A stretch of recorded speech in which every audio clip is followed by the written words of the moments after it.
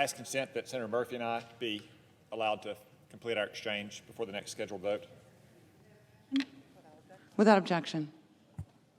Madam President, after Joe Biden's disastrous retreat from Afghanistan, the country has fallen to a medieval band of degenerate savages known as the Taliban.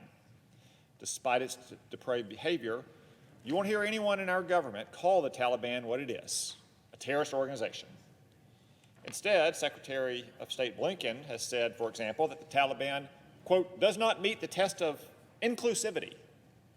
It's as if the Biden administration is more concerned that the Taliban is led by men than that it's led by terrorists. This administration has refused to declare that the Taliban is a foreign terrorist organization, perhaps because the president outsourced the security of American citizens to the Taliban last month and stood by as it took over a country of nearly 40 million people. Once again, the Biden administration is putting image and public relations before everything else. It refuses to acknowledge that the Afghan retreat was anything but an extraordinary success, as Joe Biden has called it, and now it's refusing to call terrorists terrorists. But the truth is obvious. If the Taliban isn't a foreign terrorist organization, what is? The State Department's terrorism list includes groups like Shining Path, the Marxist, Leninist, Maoist guerrillas in Peru, and Aum Shinrikyo, the Japanese doomsday cult. If the State Department can go to the trouble of designating those groups as terrorist organizations, surely it can do the same for a band of jihadists whose hands are dripping with American blood. Indeed, the Taliban matches to a T the definition for foreign terrorist organization under U.S. law. That law sets out 3 criteria. First, it must be a foreign organization. I would assume the Biden administration would concede even that point about the Taliban. Second, it must engage in terrorist activity. As the Taliban engaged in terrorist activity, countless victims of Taliban suicide bombings, target assassinations, IEDs, and acid attacks would surely answer yes to that question if they survived those heinous crimes. Consider the following as well. At least 14 of the Taliban's 33 so-called cabinet ministers are on the United Nations sanctions list for terrorism. No fewer than 5 were once held with terrorists at Guantanamo Bay. One of the most powerful factions of the Taliban is the murderous Haqqani Network, a twisted clan that the United States has already designated a terrorist organization under the Obama administration. The Taliban has put the leader of the Haqqani network in charge of the country's secret police, and yes, its immigration system, which is currently determining which persons can leave the country. Sirajudin Haqqani is one of America's most wanted terrorists for attacking the U.S. Embassy in Kabul and hotels full of civilians, among other crimes. It's also worth noting that the son of the Taliban's leader, its so-called emir, blew himself up in a suicide attack against the Afghan government in 2017. Evidently, he thought the Taliban was a terrorist organization, even if some around Washington shrink from that label. Finally, the third criterion for a foreign terrorist organization is that its terrorism must threaten the security of Americans or our national security.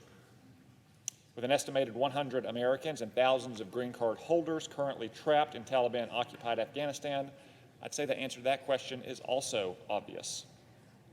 It would still be obvious even if we didn't face an active hostage situation, since the Taliban still provides a safe haven to al-Qaeda, who murdered thousands of Americans on September 11, 2001. And despite the Taliban's empty promises that it would never again help al-Qaeda, a recent United Nations report found that, quote, the Taliban and al-Qaeda remain closely aligned and show no indication of breaking ties. Al-Qaeda continues to pledge allegiance to the Taliban, and its regional affiliate even operates under the Taliban banner in Kandahar. Now, that's a national security threat to America, if there ever was one.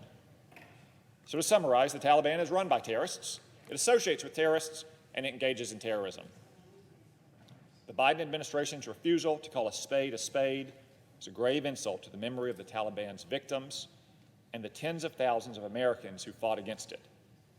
It's worth remembering how many American lives the Taliban took, how many American warriors they maimed, and how many families they shattered. That's terrorism.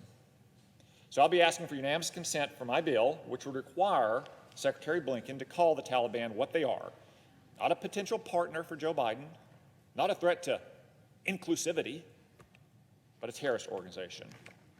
Therefore, Madam President, as if in legislative session, I ask unanimous consent that the Senate proceed to the immediate consideration of S2770, which is at the desk. I further ask that the bill be considered read a third time and passed, and that the motion to reconsider be considered, made, and laid upon the table. Is there objection? President. Senator from Connecticut. Madam President, reserving the right to object. How quickly my colleagues forget that it was President Trump that entered into negotiations with the Taliban. It was President Trump that entered into an agreement with the Taliban that committed the United States to withdraw our forces. It was President Trump that sold out women and girls in that country by refusing to put their interests first at that negotiating table. It was President Trump that elevated the Taliban in the international community by putting them face to face with our negotiators. It is important to note, as to the specific request that is being made by the senator from Arkansas, that right now the Taliban is already designated as a designated global terrorist entity under Executive Order 13224. So they are already designated as a terrorist entity. There are specific problems with this designation. First, I don't think it's a great idea for us to be designating the FTOs by statute. There's a reason why we generally allow the administration to do this. But maybe more importantly, what comes with an FTO is the withdrawal of humanitarian organizations from the country at hand. We know that because we saw it in Yemen. When President Trump designated the Houthis as an FTO for about a week, humanitarian organizations started pulling up their stakes. And right now, there are 18 million Afghans that are in need of life-saving humanitarian assistance. This is not the moment to take a step that will cause Afghans to starve to death. Second reason not to do this way is because, whether we like it or not, we are in communication through intermediaries with the Taliban to get our people out, to get our partners out. There are flights leaving on a regular basis.